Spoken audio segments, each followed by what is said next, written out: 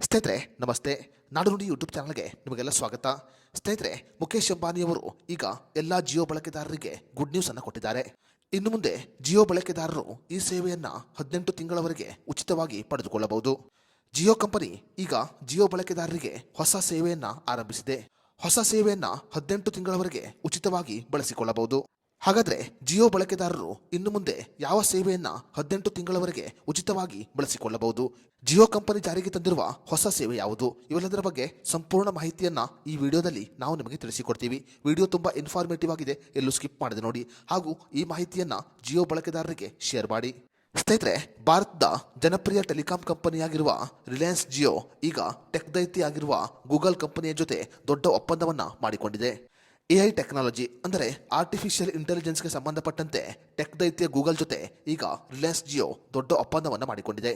Google company ಜೊತೆ ದೊಡ್ಡ ಒಪ್ಪಂದವನ್ನು ಮಾಡಿಕೊಂಡಿರುವ ರಿಲಯನ್ಸ್ ಜಿಯೋ ಈಗ ತನ್ನ ಎಲ್ಲ ಗ್ರಾಹಕರಿಗೆ ಮುಂದಿನ 18 ತಿಂಗಳವರೆಗೆ ಗೂಗಲ್ ಎಐ ಪ್ರೋ ಪ್ರೀಮಿಯಂ ಅನ್ನು ಉಚಿತವಾಗಿ ನೀಡಲು ಮುಂದಾಗಿದೆ.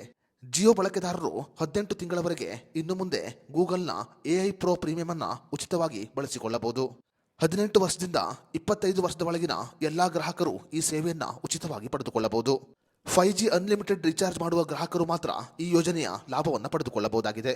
ಸ್ನೇಹಿತರೆ, ರಿಲಯನ್ಸ್ನ ಅಂಗಸಂಸ್ಥೆಯಾಗಿರುವ ರಿಲಯನ್ಸ್ ಇಂಟೆಲಿಜೆನ್ಸ್ ಲಿಮಿಟೆಡ್ ಮತ್ತು ಗೂಗಲ್ ಜಂಟಿಯಾಗಿ ಈ ವೈಶಿಷ್ಟ್ಯವನ್ನು ಆರಂಭಿಸಿದೆ. ಜಿಯೋ ಗ್ರಾಹಕರು ಗೂಗಲ್ನ ಎಐ ಪ್ರೋ ಪ್ರೀಮಿಯಂ ಅನ್ನು ಮುಂದಿನ 18 ತಿಂಗಳವರೆಗೆ ಉಚಿತವಾಗಿ ಬಳಸಿಕೊಳ್ಳಬಹುದು.